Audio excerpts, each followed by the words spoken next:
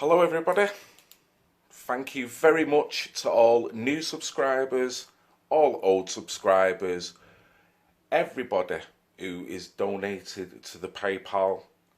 Much love to all of you, thank you, even the pissing haters. This is Red Pill Phil. This is a final thoughts video on the event that happened in Telford, which was the Telford scandal. It comes under Telford scandal demo, I do believe, on my videos. The first thing I've got to do, I've got to give a big thank you to Jay the War Kettle. He's just known as War Kettle, so please subscribe to his channel, the War Kettle, on YouTube. Fantastic guy, first of all, for informing me to this event, because I didn't realise.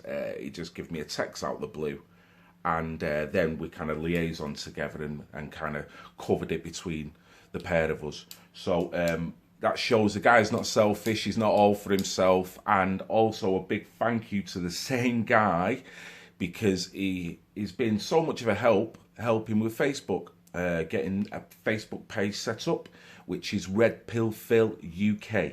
Red Pill Phil UK.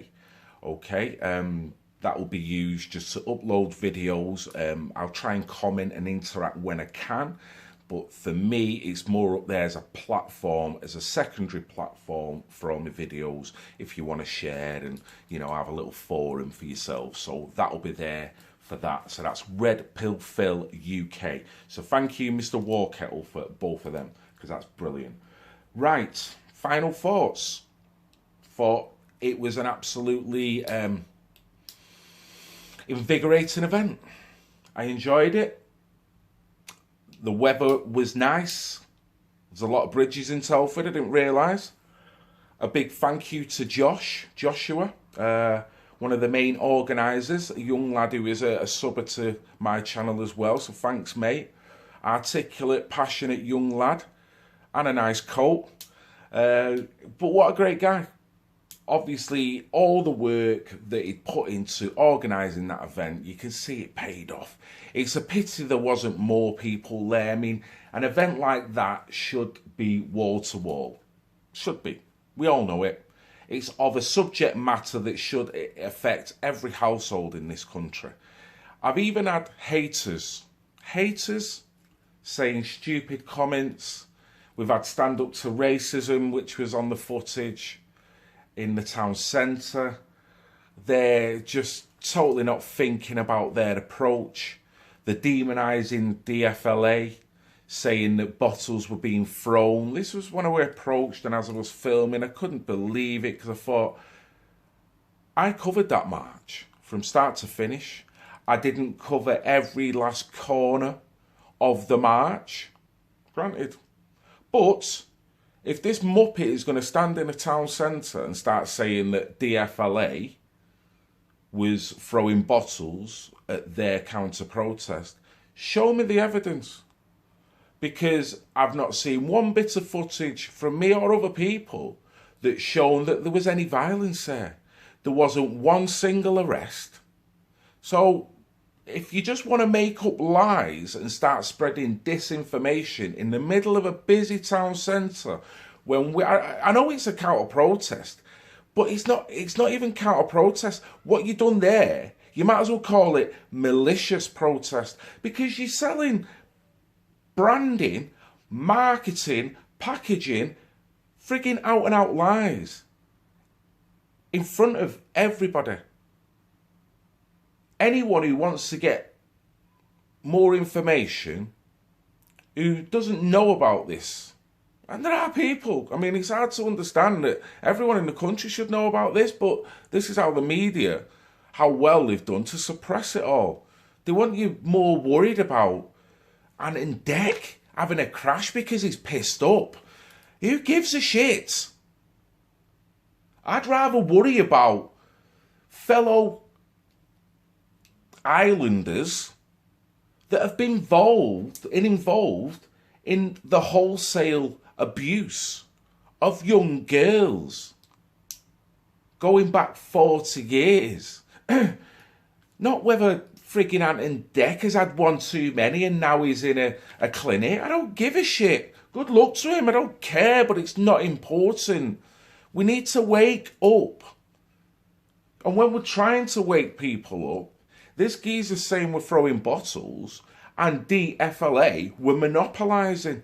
That wasn't monopolising. Now, I have seen footage of different organisations monopolising on disparaging things that happens in villages and towns. I've seen it. They've gone down there, they've rattled up the crowd, they've got them all angry, get them all anti-establishment, get them all swearing at the police. Did that happen at this one? No, it didn't. It was people who were concerned and who've got every right to question what the piss in hell is going on. But yeah, you're being demonised just like you're someone who is a wrong-un. I didn't see anyone who was a wrong-un there. I seen common, decent, hard-working people of all ages, of all ethnicities. I've spoke to a good few people on the day there. Sarah, a lovely young lady. I'm not sure whether she's got kids of her own, but I do believe that she was personally affected in a sense that someone next door to her was involved in this scandal. So she's not doing it because she's racist. She's doing it because it's the right pissing thing to do. If one of my kids, I'd expect my next door neighbour to go out and fight on my behalf. And so would Sarah. That's what's called looking out for one another. But what Stand Up to Racism's doing is not looking out for one another. It's telling you to shut up. It's not even giving you an alternative. It's like, we don't want you to talk about this. And because you're talking about it, you're racist. All right, if I'm so-called racist, then let's still talk about it. Then talk about it the way you want to talk about it. But they can't, because all they want to do is throw mud at us. They don't even want to go about it in their own way. So that tells you it's cultural Marxism. They're monopolising. They're the ones monopolising. You could flip it right on them. Standing in a pissing town centre saying people are throwing bottles when not one single bottle, to my knowledge, has been thrown. And then I've got some dickhead who points his finger at me and says, "Do you hate Muslims?" I answered his question wholeheartedly. But as the footage showed, he wasn't able to process that information. He had a malfunction because as soon as I did give him that information, it's like, oh my God, I wasn't expecting him to actually give me a common, decent answer. So now I have to shut down. The way he acted after I dropped that question on him was like the way my phone acts when it's got like 10% memory left, power left. And I'm on the phone. My phone starts going into alert, lights flashing everywhere. Oh, I have to shut all these apps down. Red alert. And that was him. He totally shut down. I asked him a simple question back. He couldn't answer it.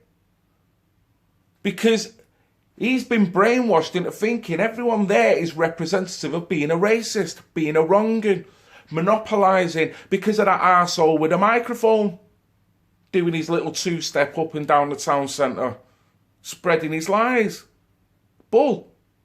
Absolutely bull. So you could see, they've got nothing. But this is how ridiculous it is. You've still got to work at it twice as hard in a more professional manner and in a more articulate manner. So when they're spreading lies, I've got to work even harder trying to articulate where they're going wrong and what they're doing wrong. What if... It's crazy. Absolutely crazy. And each march is just the same. A load of brain-dead zombies just shouting liar, liar. You've got what's gone on in Scotland over freedom of speech, over a dog. Pretty ugly dog. Not my kind of breeding dog, but hey-ho, if you've got one, don't shoot me now. Just freedom of speech. I am allowed to say it. But no, this dog, he's got the dog and trained it to do a certain gesture, so they're going to throw him in prison for it. Now, flip this one. Stand up to racism. Have we not got just as much right to throw your ass in the dock for throwing defamatory comments, casting aspersions? Unless you can prove that I am racist, shouldn't you be going down for a year? You're calling me Hitler, you're calling me Nazi, you're calling me racist, but yet a guy does it as a bit of satire for a joke with a dog that doesn't know what the fuck it's doing. All it wants is the bloody treat that'll come after it. That's all the dog wants. They're not the most intelligible breeds in the world, are they? So let's face it. But no, we can slam him in prison, but yet we can have that guy standing in a town centre spreading pure lies, calling everyone racist. Makes sense, that one. In a world of universal deceit, telling the truth is a revolutionary act. And it's like, what the hell? Some kind of Twilight Zone. So, all in all, I thought the event was awesome. Going to the police, handing them the letter. He's probably paying lip service. Fair play to him, the guy come out. I think one of the DFLA organisers says I was only expecting to actually put the letter through the letterbox. So for the guy to come out, fair play to him. He took a little bit of stick. Would have been quite easy just to rip him limb from limb outside that bloody... But where's it going to get you? You know, at least it's shown that we've got common decency. We're not angry ones and wanting justice and it's the pitchfork kind of mentality. It wasn't. People are pissed because nothing's been done and it's only been brought to light very recently, so which is shameful. So people are entitled to be a little bit pissed, and but he took it, to be fair. So where it goes from now, I've no idea. I'm sure DFLA will inform us if there's any reply to that letter. But it's not looking good. You know that. So I'm not saying, oh, this march has changed the world. No, it hasn't. It's only just started. It's just shone a light on the deceit that's going on around the country. There's probably Telfords up and down. The next event is in Rochdale. I've been told by Sean the Vet, hello Sean, on the 12th of April, which is a Thursday, I do believe. I'll be trying to attend that, although I'll be taking a day off work, but hey ho, I'm going to try. Because one, it's only up the street from me, technically speaking. And two, I want to cover it. So, I thought everything went well. It was a positive day. Positive day. As we're walking up the street, we're getting bibbed, you know. We're not getting mowed over, we're getting bibbed off cars. Who could see the plight? Pity they didn't park the car up and join.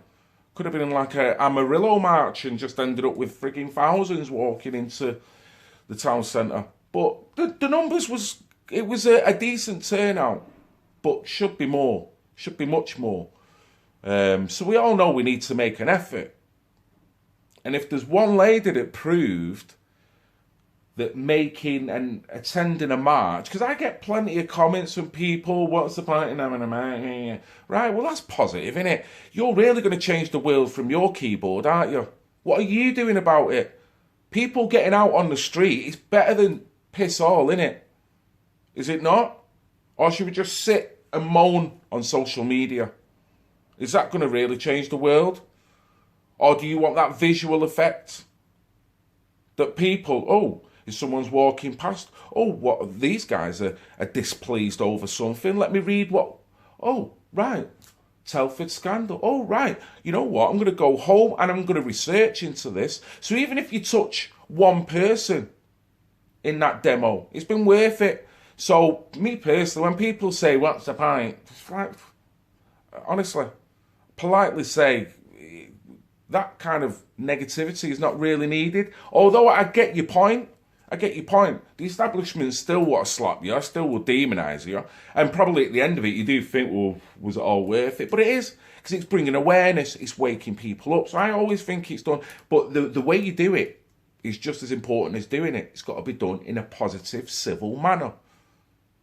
Because you get dickheads like that saying, oh, yeah, look at them throwing bottles. And that was a civil event.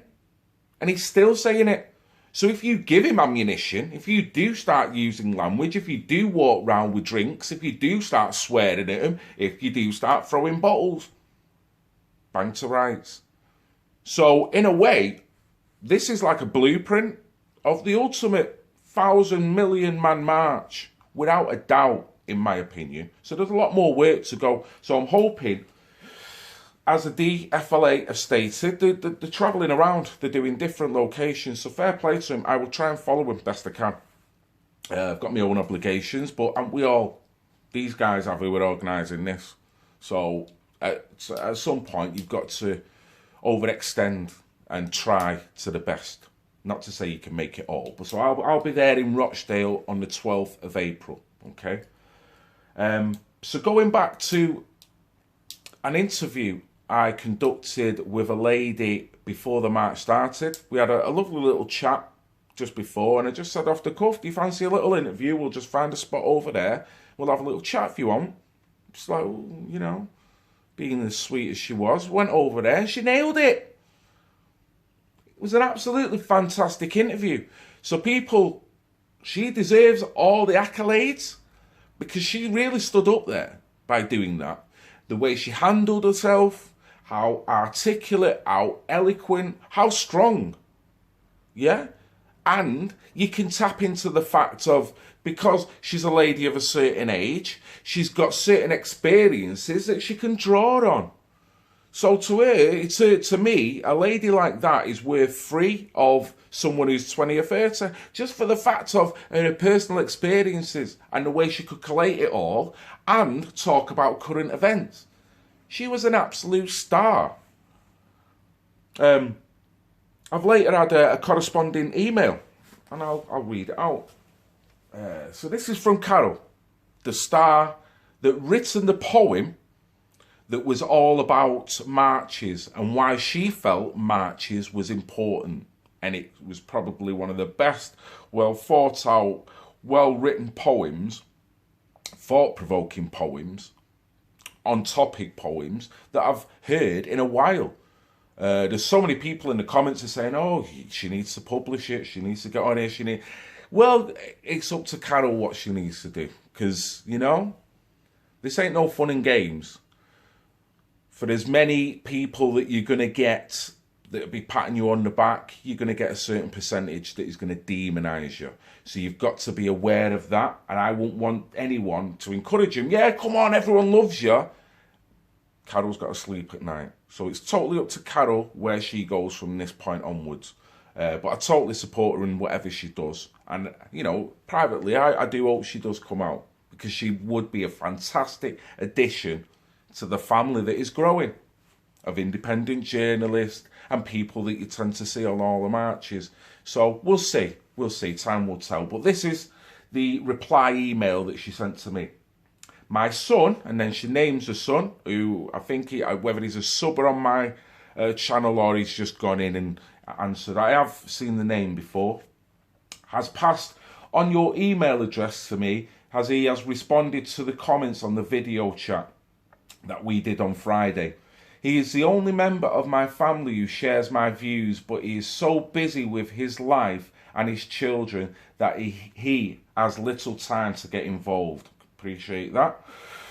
I am absolutely shell-shocked at the reaction my comments have generated. I knew that many people were aware of the situation in this country, but hadn't realised what an impact just speaking openly about the problems would have. I could cry at the genuine, and I can relate to all this, I could cry at the genuine feeling and connection that we made with so many people simply being honest. Wow. Which I can totally resonate to that. I have done some soul searching over the last couple of days, bless her. See, this is what happens. My video went viral and my head was battered for the next few weeks. Everyone wanted to know who it was, which made me just want to kind of go duck even more. So I'm sure Carol is thinking that people know her name now. I've just gone and doxed her, haven't I, practically. So I'm sorry, Carol. I'm really sorry. But you know, my channel is full of nothing but positive comments. I have done some soul searching over the last couple of days, trying to decide if I can and how I can go forward to help bring more people out of the dark corners that we have retreated into. Ain't that a frigging a positive and right, accurate statement? All of this is far beyond anything that I have ever done before, but I have overwhelming need to do something. And that was me as well.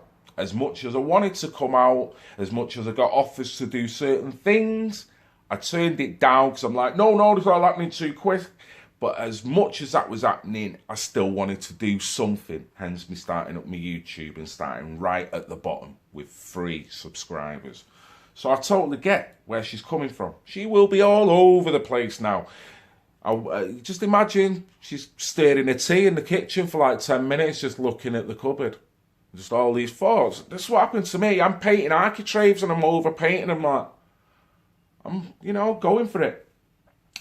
I noticed that Tommy Robinson News was showing an interest, but do not know them and how they are connected to Tommy Robinson, because all know that TR has been taken off Twitter. So I'm not sure whether she's been approached by these guys or not, but why not? She's a freaking national gem. So, definitely. But like I say, these are all, she's got to consider the repercussions to everything she does here. So, but she knows she's got so much support. I noticed, hold on, all right. Do you think that there is something that I can do to help? Carol, I think you know the answer to that question, so I'm not even going to say that. In 2 weeks' time, I will be out of the country for a month as I am visiting my daughter who lives in Australia. This will be a special family time and I will not be free to do anything or go to any demonstrations during this time. So you know what? If I was you, Carol, I wouldn't do anything until you get back from Australia. Get your ass over there. Go and blow a few didgeridoos, throw a few boomerangs, have a few Barbies, have some nice family time, get your head together with what's just happened. And then when you come back, you'll be more refreshed. Don't make any rash decisions that 6 months down the line you think, should I have done it like that or should I have done it at all? You go away. You will be sadly missed, but you go away, come back more invigorated, and then make up your mind. Because no doubt by that time you'll have a clearer understanding on what you want to do and how you want to proceed. But if you need advice in any way I can help, and if I can help by putting you in touch with someone else who I may know through me, whatever it takes. You now know my email, so just get in touch. Thank you for treating me gently during the interview. Thank you for being so nice. You have a great technique for bringing out conversation. I thought I had agreed to a short interview and was astonished to see that it lasted 20 minutes. Because we had a connection there, Carol, so more come out. Can't argue with that. I'm a rambler. This is only supposed to be a 5-minute vid, and look at me, it's like 23 minutes now. If you think I am wasting your time, please feel free, tell me, I won't be offended.